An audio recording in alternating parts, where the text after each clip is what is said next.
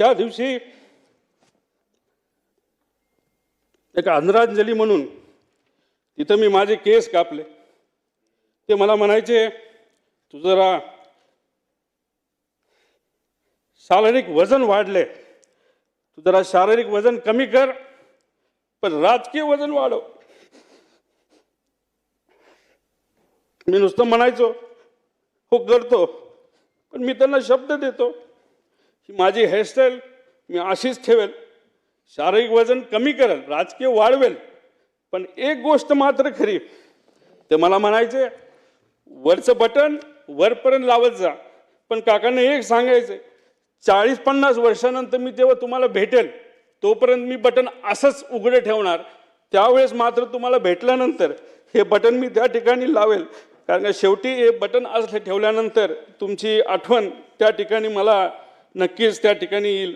मला ते म्हणायचे की रोहित तुझ्या झिपऱ्या वाढल्यात, जरा झिपऱ्या कमी कर.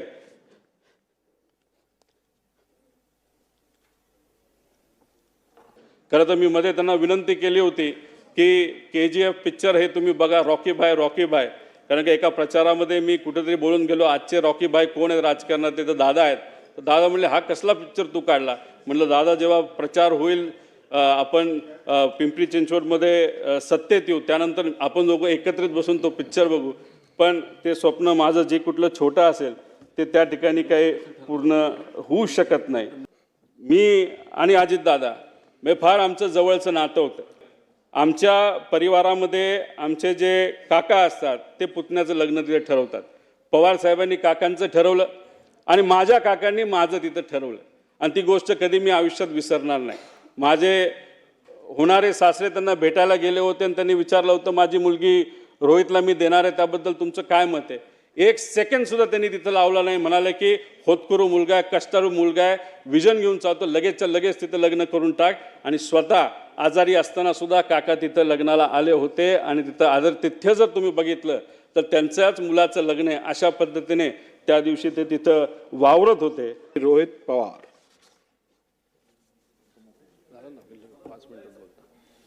सगळ्यांनाच बोला. अध्यक्ष महोदय,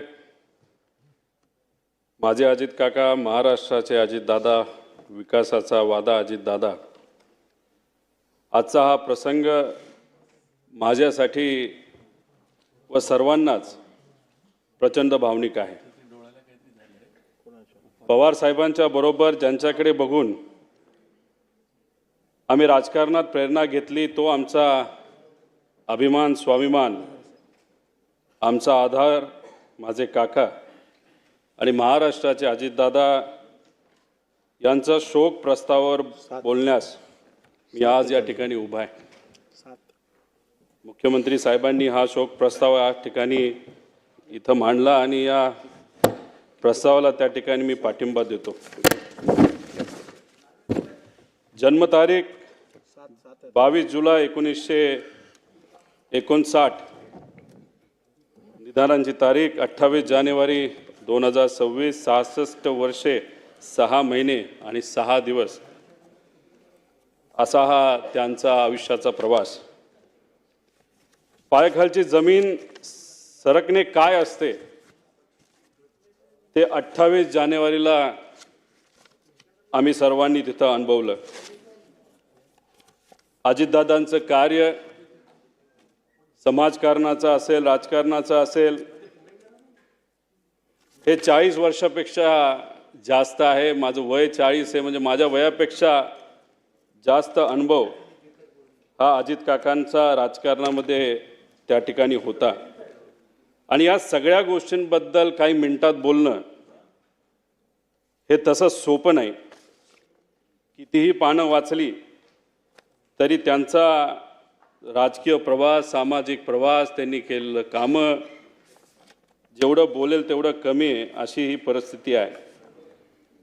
1982 मध्ये छत्रपती सहकारी साखर कारखान्याचे संचालक म्हणून ते निवडून आले. त्यावेळेस सुरू झालेला प्रवास हा 2026 पर्यंत राज्याचे उपमुख्यमंत्री म्हणून काही काळ अजून त्यांना मिळाला असतं, काही वर्ष त्यांना मिळाली असते, तर या महाराष्ट्राचं सर्वात प्रमुख राजकीय स्थान म्हणजे मुख्यमंत्री सुद्धा अजितदादा झाले असते असा विश्वास हा आम्हा सगळ्यांना आणि महाराष्ट्रातल्या जनतेला अध्यक्ष महोदय त्या ठिकाणी आहे. या विधानसभेमध्ये आल्यानंतर अजून सुद्धा दादा कुठं बसलेत आमच्याकडे लक्ष ठेवून असतील. अधिवेशनामध्ये येत असताना अजून पण आपल्या सर्वांना आठवत असेल त्यांची कपडे घालण्याची स्टाईल, कधीतरी गॉगल घालणार, त्यांच्याबरोबर आमदारांचा घोळका, कार्यकर्त्यांचा घोळका. मीडियाबरोबर जर मी बोलत असेल तर मागून मिश्किलपणे एखादा टोमणा त्या ठिकाणी त्यांचं मारणं असेल. त्याच्याचबरोबर अधिवेशनामध्ये बसल्यानंतर कोण काय बोलतंय, शांतपणे अधिवेशनामध्ये या हाऊसमध्ये काय चाललंय हे बारकाईने अजित काका ते बघत असत. त्याच्याचबरोबर भाषण करत असताना चुकून मध्ये जर कुणी त्या भाषणामध्ये त्यांना अडवलं नाही तर थांबवलं नाही तर खूप आवाज केला तर मिश्किलपणे असंही बोलून जायचं की जास्त आवाज केला तर तू मंत्री होणार नाही याची काळजी मी त्या ठिकाणी घेईल. त्याच्याचबरोबर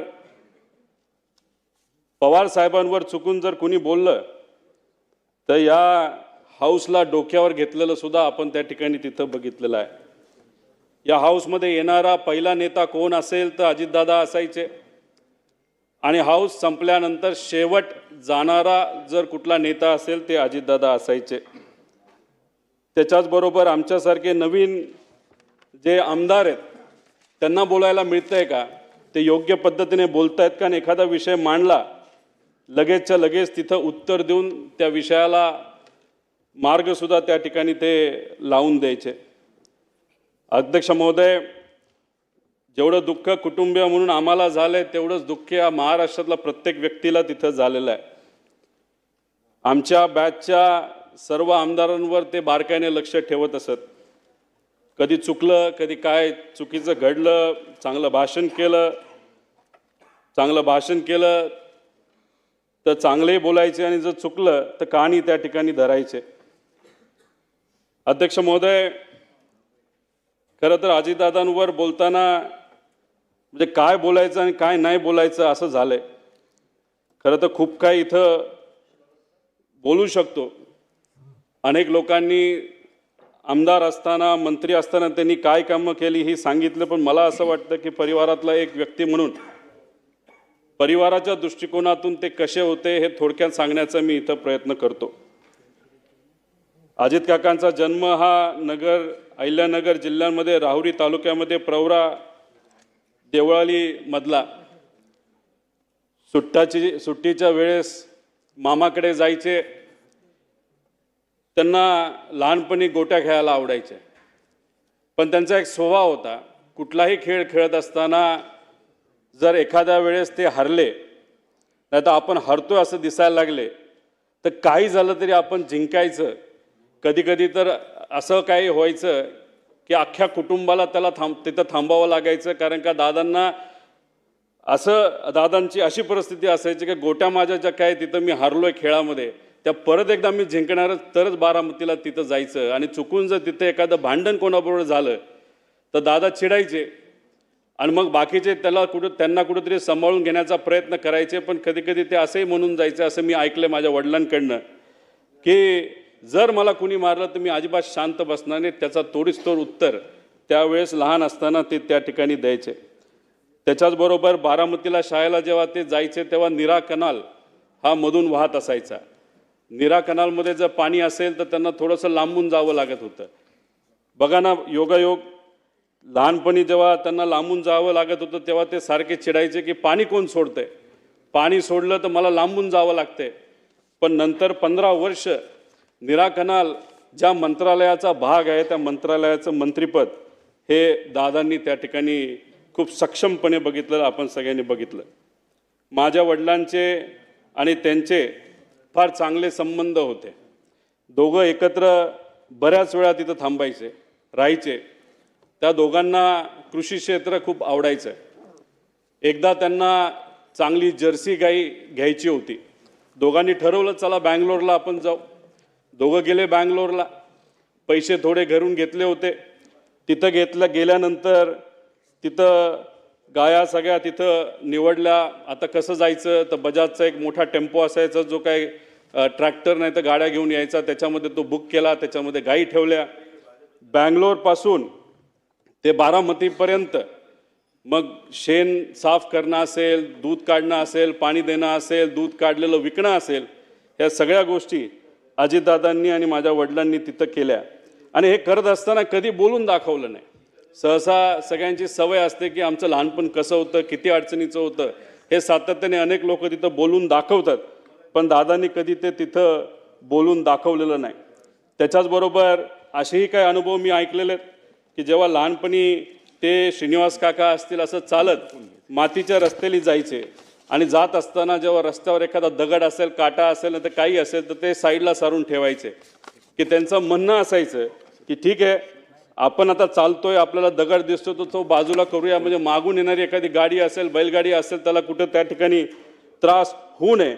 म्हणजे दुसऱ्याची काळजी कशी घ्यायची ही लहानपणीपासून दादांनी त्या ठिकाणी जपून ठेवलं होतं.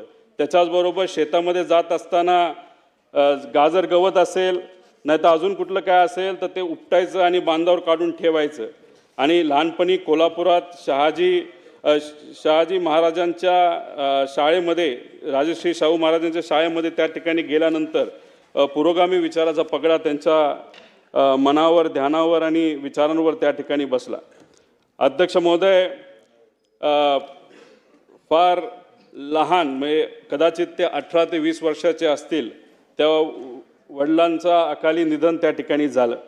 आणि ते झाल्यानंतर शेतीची पूर्णपणे जबाबदारी काकांवर तिथं आली. आणि त्याच्यामध्ये कष्ट कसे करायचे, शेतीत नवीन प्रयोग कसे करायचे, हे कुठं ना कुठंतरी सातत्याने ते तिथं समजून घेत होते. त्याच्याचबरोबर अजितदादांच्या वडिलांचं निधन झाल्यानंतर अनंतराव आजोबा हे वारल्यानंतर पवारसाहेबांनी दादांची फार मनापासून काळजी घेतली. स्वतःच्या पोटच्या पोरासारखं त्यांना त्या ठिकाणी वाढवलं. आणि दादांनी सुद्धा पवारसाहेबांचा आदर हा शेवटपर्यंत त्या ठिकाणी ठेवला. त्याच्याचबरोबर जसे जसे अजितदादा स्वतःला सिद्ध करत गेले तसे तसे पवारसाहेबांनी अधिकची जबाबदारी ही दादांवर त्या ठिकाणी टाकली. शेतीमध्ये बोलत असताना शेतीमध्ये नवीन टेक्नॉलॉजी आपल्याला कशी आणता येईल यासाठी अजितदादा नेहमी तिथं प्रयत्न करत. एक तर अनुभव असा आहे की त्या काळामध्ये त्यांनी टमॅटोची शेती केली होती आणि ती शेती केल्यानंतर खूप चांगल्या पद्धतीचं उत्पादन आलं आणि त्यावेळेस 80,000 रुपये एवढे विक्रमी भाव त्यांना तिथं मिळाला होता. आणि त्या बाबतीत पवारसाहेबांनी आणि आसपासच्या शेतकऱ्यांनी सुद्धा त्यांचं अभिनंदन तिथं त्या ठिकाणी केलं होतं. अध्यक्ष महोदय, ह्या सगळे अनुभव का सांगतोय, कारण का जेवढं बोलू तेवढं तिथं कमी आहे. शेतकऱ्यांबद्दल अजितदादांना नेहमी आदर असायचा. शेतकऱ्याचा जी एक क्वालिटी असते की काही झालं तरी हार नाही मानायची, हीच क्वालिटी ही अजितदादांमध्ये अध्यक्ष महोदय त्या ठिकाणी होती. अध्यक्ष महोदय, राजकारणामध्ये आल्यानंतर त्यांनी खूप मोठ्या प्रमाणात कामं केलेली आपल्या सगळ्यांना तिथं माहिती आहे. पण राजकारणात येत असताना त्यांचं वय किती होतं तर फक्त 23 वर्षाचं होतं. 1982 त्यांनी श्री छत्रपती सहकारी साखर कारखान्या निवडणुकीमध्ये तिथं डायरेक्टर झाले. तिथून त्यांची तिथं सुरुवात झाली.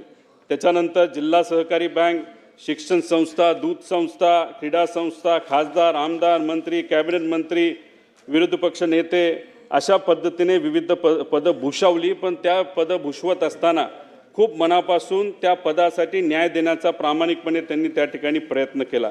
कुठेही असं केलं नाही की मला हे पद मिळालं त्या पदाचा वापर फक्त मला झाला पाहिजे.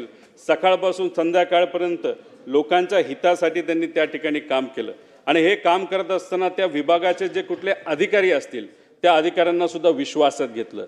एखादा चांगला अधिकारी एखादी चांगली गोष्ट सांगत असेल आणि आपण मंत्री आहोत म्हणून त्याचा आवाज बंद करायचा नाही तर त्याला कमी लेखायचं, हे कधी दादांनी तिथं केलेलं नाही.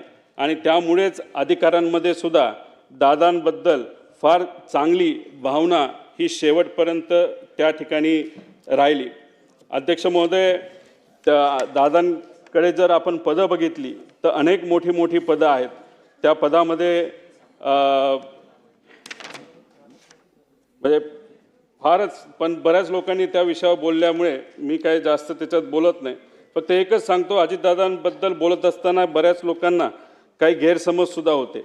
दादांचा स्वभाव खूप कडक आहे असं लोक म्हणायचे, पण मगाशी जसं उदाहरण दिलं, दादा एका फणसासारखे होते, बाहेरून एकदम कडक पण आतून एकदम गोड, तसा त्यांचा तिथं स्वभाव असायचा. पण काही स्वार्थी व्यक्तिगत विषय घेऊन, बेकायदेशीर विषय घेऊन येणाऱ्या लोकांबद्दल मात्र ते चीड करायचे. पण एखादा सामान्य व्यक्ती त्यांच्याकडे आला तर लगेचच्या लगेच तिथं काम आपल्याला कसं करून घेता येईल याचं प्राधान्य ते नेहमी त्या ठिकाणी देत असायचं. त्याच्याचबरोबर असे काही जण म्हणायचे की त्यांना राजकारण सोडून दुसऱ्या कशातच रस नाही, पण एखादे चांगले चित्र असेल, चांगली कलाकृती असेल तर नक्कीच त्याला त्या ठिकाणी ते वेळ द्यायचे. चांगली गाणी, जुनी गाणी ही गायला ऐकायला त्यांना त्या ठिकाणी आवडायचं. त्याच्याचबरोबर त्यांना पिक्चर बघायला सुद्धा आवडायचं. पण बहुतांश पिक्चर त्यांचे ते आवडकीचे जे होते ते सर्व जुने पिक्चर होते. खरं तर मी मध्ये त्यांना विनंती केली होती की KGF पिक्चर हे तुम्ही बघा, रॉकी भाय. कारण की एका प्रचारामध्ये मी कुठेतरी बोलून गेलो, आजचे रॉकी भाई कोण आहेत राजकारणात, ते तर दादा आहेत. तर दादा म्हणले, हा कसला पिक्चर तू काढला? म्हटलं, दादा जेव्हा प्रचार होईल, आपण पिंपरी चिंचवडमध्ये सत्तेत येऊ, त्यानंतर आपण दोघं एकत्रित बसून तो पिक्चर बघू. पण ते स्वप्न माझं जे कुठलं छोटं असेल ते त्या ठिकाणी काही पूर्ण होऊ शकत नाही.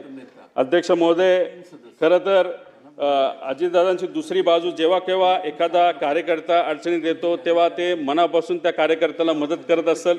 आपण एखाद्या पदावर असलो काय नसलो काय, लोक जेव्हा अडचणीत असायची त्या लोकांना सुद्धा तिथं मदत ते सातत्याने त्या ठिकाणी करत होते. 2005 साली मांढरादेवी दुर्घटनेतील चेंगराचेंगरीत सुमारे 300 जणांचा मृत्यू झाला. अजितदादा लगेचच्या लगेच तिथं गेले. जी काय मदत आपल्याला शासनाकडनं, प्रशासनाकडनं आणि व्यक्तिगत करता येईल ती मदत तिथे असणाऱ्या लोकांना व त्यांच्या नातेवाईकांना तिथं केली. अध्यक्ष महोदय, पक्ष संघटना बांधणीमध्ये सुद्धा त्यांचं खूप मनापासूनचं लक्ष तिथं असायचं. कार्यकर्त्याला काय लागतं, कसं लागतं, त्यांना मदत कशी आपल्याला करता येईल. त्याच्याचबरोबर तरुणांना राजकारणाकडे आकर्षित करणं हे काय सहसा सगळ्यांना जमतं असं नाही, पण दादांच्या अवतीभोवती हे युवा कार्यकर्ते सातत्याने असायचे.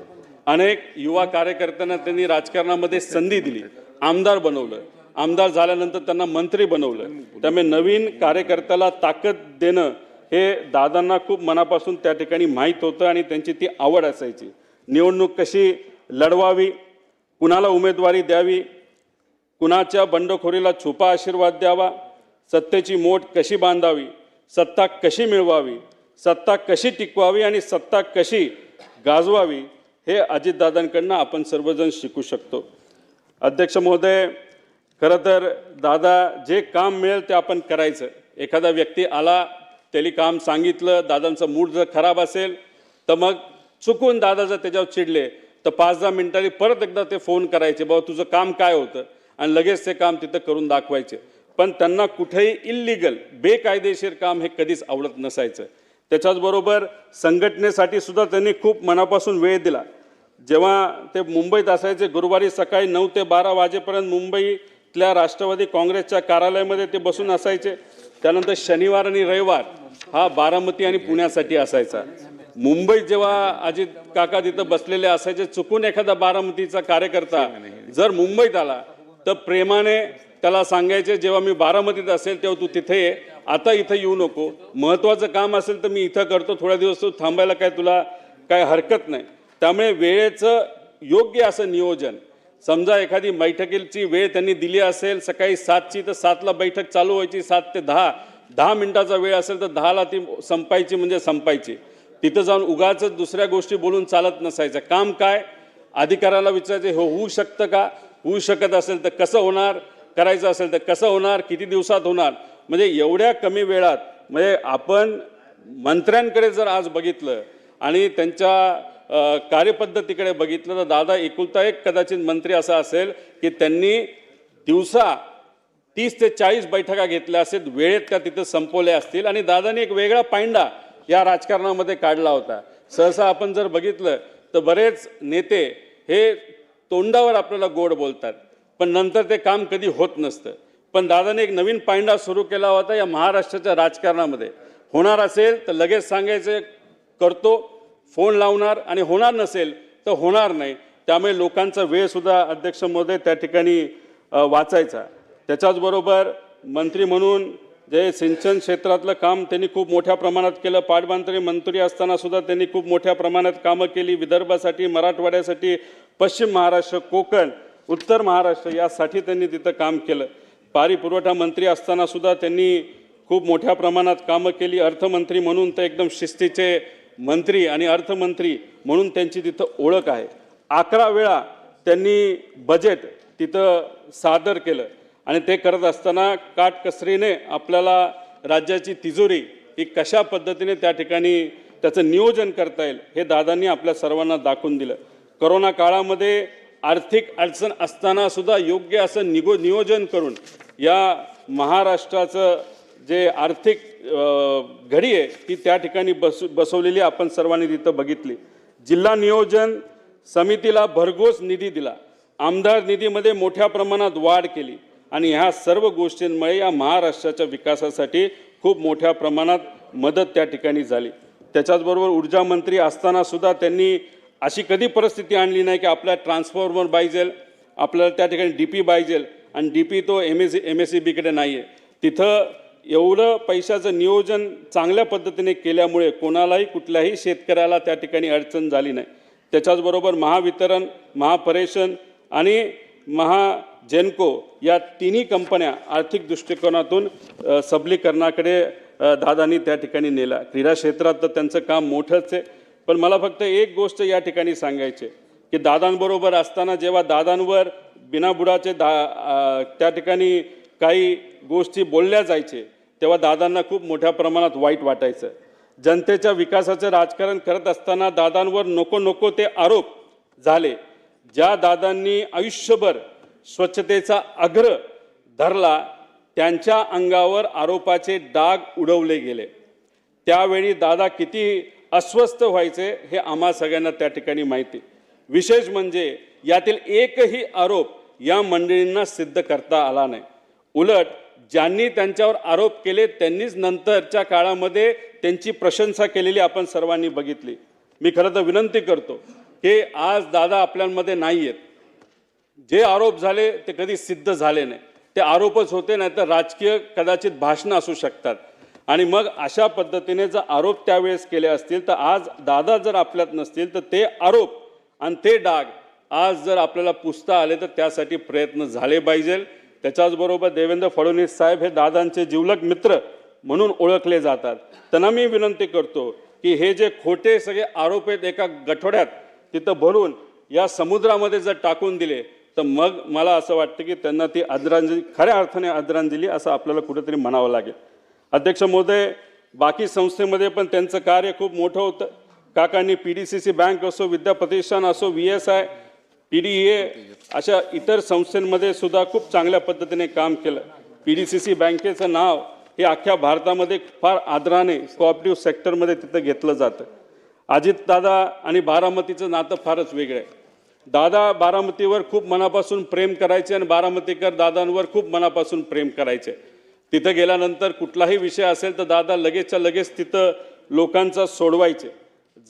झाडाकडे जेवढं लक्ष असायचं तेव्हा झाडाच्या फांद्यांकडे सुद्धा लक्ष असायचं. एखाद्या गावामध्ये काय कुठली अडचण आहे, कोणाची अडचण आहे, कशा पद्धतीने आपल्याला काम करता येईल, ॲडमिशनचा विषय आहे का, MIDCचा विषय आहे का, नोकरीचा विषय आहे का, लाईटचा विषय आहे का.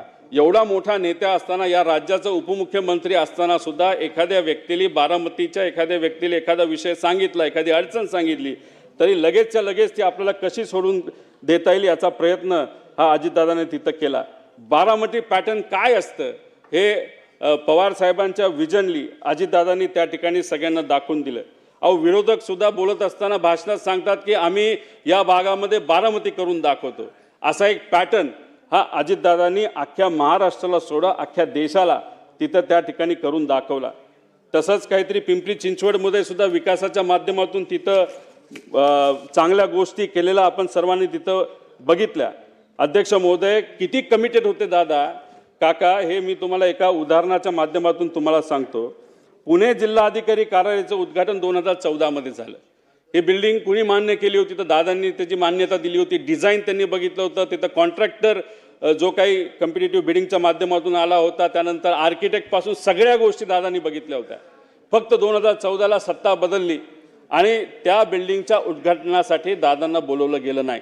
पण तरीसुद्धा बिल्डिंगचं उद्घाटन होणार आहे, CM आणि इतर नेत्यांच्या माध्यमातून होणार आहे. दादा आदल्या दिवशी रात्री गेले, अधिकाऱ्यांना बोलवलं, आर्किटेक्टला बोलवलं, कॉन्ट्रॅक्टरला बोलवलं. कुठं काय चुकीचं आहे का, कुठं काय साफसफाई राहिली का, ह्या सगळ्या गोष्टी त्यांनी बघितल्या. एवढी कमिटमेंट ही अजितकाकांची, अजितदादांची तिथं आपण सर्वांनी या महाराष्ट्राच्या राजकारणामध्ये तिथं बघितली. अध्यक्ष महोदय, 2 मिनटं फक्त राहिले. मी आणि अजितदादा मी फार आमचं जवळचं नातं होतं. माझ्या जीवनामध्ये मला जिल्हा परिषदेचं म्हणजे राजकारणातलं पहिलं तिकीट जर कुणी दिलं असेल तर ते अजित काकांनी दिलं. आमदारकीचं तिकीट जर कुणी दिलं असेल तर ते माझ्या काकांनी तिथं मला दिलं. आमच्या परिवारामध्ये आमचे जे काका असतात ते पुतण्याचं लग्न तिथे ठरवतात. पवार साहेबांनी काकांचं ठरवलं आणि माझ्या काकांनी माझं तिथं ठरवलं आणि ती गोष्ट कधी मी आयुष्यात विसरणार नाही. माझे होणारे सासरे त्यांना भेटायला गेले होते आणि त्यांनी विचारलं होतं, माझी मुलगी रोहितला मी देणार आहे, त्याबद्दल तुमचं काय मत आहे. 1 सेकंडसुद्धा त्यांनी तिथं लावला नाही. म्हणाले की होतकरू मुलगा आहे, कष्टाळू मुलगा आहे, विजन घेऊन चालतो, लगेचच्या लगेच तिथं लग्न करून टाक. आणि स्वतः आजारी असताना सुद्धा काका तिथं लग्नाला आले होते आणि तिथं आदरातिथ्य जर तुम्ही बघितलं तर त्यांच्याच मुलाचं लग्न आहे अशा पद्धतीने त्या दिवशी ते तिथं वावरत होते आणि त्या पद्धतीने त्यांनी तो आशीर्वाद तिथं मला दिला. अहो, जेव्हा पक्ष वेगळा झाला तेव्हा काही प्रमाणात दादांकडनं साहेबांबद्दल काही गोष्टी बोलल्या गेल्या असतील, आम्ही तिथं बोललो गेलो असेल. पण काही दिवसांपूर्वी जेव्हा काका आणि आम्ही सर्वजण बारामती हॉस्टेलला भेटलो होतो, आम्ही तिथं सातत्याने चर्चा करत होतो. गेल्या काही महिन्यांमध्ये दादांबरोबर फार जवळून काम करण्याची तिथं संधी मला मिळाली. एक विकास लवांडे नावाचा कार्यकर्ता आहे, अजितदादांवर अतिशय झाल पद्धतीने त्यांनी टीका केली होती जेव्हा पवार साहेबांना सोडलं होतं. तेव्हा ते विकास लवांडेंना काही 1.5 महिन्यापूर्वी दादांना भेटवलं. दादा हे विकास लवांडे. तेव्हा दादांनी सांगितलं, मीच त्याला पक्षामध्ये आणलं. अहो दादा, तुमच्या विरोधात त्यांनी खूप काय बोलले म्हणतो, तुम्हाला भेटायला घाबरतोय. तेव्हा दादा म्हणाले, अरे तू बोलला हे बरोबर आहे, पण मी पण बोललो होतो ना पहिलं दुसरं भाषण, त्यामुळे मी पण चुकलो, तू पण चुकला. आता काय नाही, आता आपल्याला एकत्र एका विचाराने त्या ठिकाणी काम करायचं. अशा मोठ्या मनाचे हे माझे काका त्या ठिकाणी होते. त्याच्याचबरोबर अध्यक्ष महोदय, शेवट काही गोष्टी बोलत असताना प्रशासनावर वचक असणारा नेता गेला, जाती धर्माच्या पलीकडे काम करणारा नेता गेला, सूर्याशी स्पर्धा करणारा नेता गेला, सूर्य उगवण्याआधी कामाला सुरुवात व सूर्य मावळल्यानंतर काम बंद करणारा नेता गेला. अजितदादांच्या जाण्याने महाराष्ट्राच्या राजकारणातील एक लोकनेता गेला, महाराष्ट्राच्या राजकारणातील रुबाब गेला, बेट्या म्हणून आव्हान देणारा ग्रामीण बाज गेला, महाराष्ट्रातील राजकारणाचा रांगडेपणा गेला, राज्याच्या राजकारणातील बेधडकपणा गेला, राज्याच्या राजकारणातील वेग आणि आवाका गेला, महाराष्ट्रातील राजकारणाचा जिवंतपणा गेला. सगळ्यात महत्त्वाचे, राज्याच्या राजकारणातील मिश्किलपणा गेला. अजितदादा पवार नावाचा जादूगार हसवत हसवत संबंध महाराष्ट्राला निशब्द करून गेला. मला ते म्हणायचे की रोहित, तुझ्या झिपऱ्या वाढल्यात, जरा झिपऱ्या कमी कर.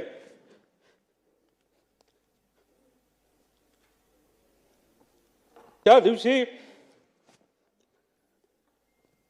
एक आदरांजली म्हणून तिथं मी माझे केस कापले. ते मला म्हणायचे, तू जरा